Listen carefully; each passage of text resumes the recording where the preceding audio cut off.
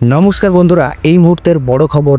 গৃহমন্ত্রী Amit Shah SIR নিয়ে বেশ কিছু বড় তথ্য আপনাদের সামনে তুলে ধরেছেন, যেগুলির মধ্যে অমিত শাহ কিন্তু এসআইআর এই মুহূর্তে বাংলাতে হবে বলে ঘোষণা করেছেন এবং এসআইআরে কিছু নতুন নতুন নিয়মও অ্যাড করেছেন।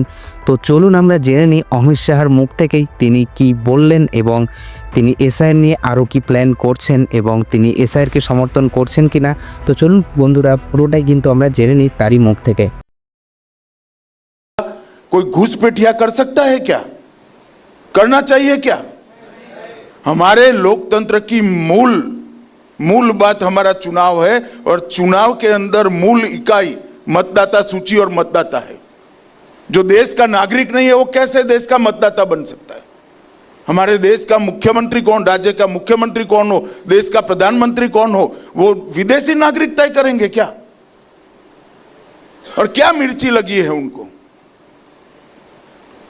चुनाव आयोग अगर एसआईआर कर मतदाता सूची से घुसपैठिए को निकालता है तो उनके पेट में दर्द क्या है, क्या तकलीफ है?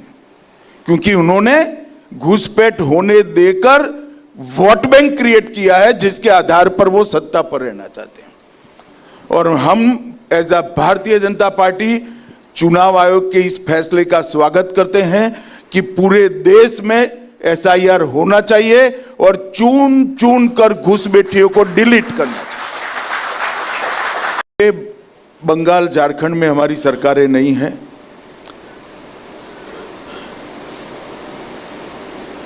मैं इस आरोप का डिटेल जवाब भी आपके मंच पर देना चाहूँगा। जिन्होंने बांग्लादेश का बॉर्डर देखा होगा, कश्मीर का, पंजाब का बॉर्डर देखा होगा, उनको मालूम है बॉर्डर कोई सीधा साधा पटने शहर की रोड की तरह नहीं है।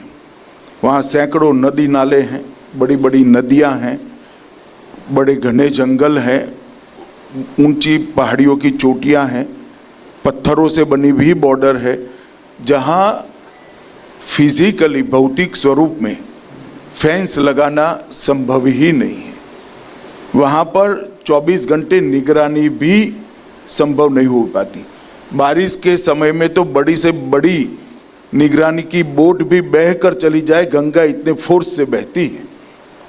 इन लोगों को दिल्ली की लुटियन में बैठकर बात करना है, कभी बॉर्डर जाकर देखे तो मालूम पड़े। तो बॉर्डर में कई ऐसी जगह हैं जहां पर टोपोग्राफी के कारण, क्लाइमेट के कारण, नदी के बहाव के कारण घुसपैठ नहीं रोक सकती। मगर घुसपैठिया घुसकर सबसे पहले कहां आता है? कोई गांव में तो जाएगा। वो गांव का पटवारी क्या करता है? पटवारी को क्या मालूम नहीं पड़ेगा नए 25 लोग गांव में आ गए हैं? थाने को मालूम नहीं पड़ेगा। मगर घुसपैठ इसलिए हो रही है कि बंगाल और झारखंड में पटवारियों को और थाने को सूचना है कि लाल जाजम बिठाकर इनका स्वागत करिए, हमें वोट देते। क्यों गुजरात से घुसपैठ नहीं होता है? क्यों राजस्थान से नहीं होता है? क्यों अब आसाम में रुका हुआ है? क्योंकि वहां पर भारतीय जनता पार्टी की सरकारें आई है। मैं तो बंगाल के मतदाताओं को भी कहना चाहता हूं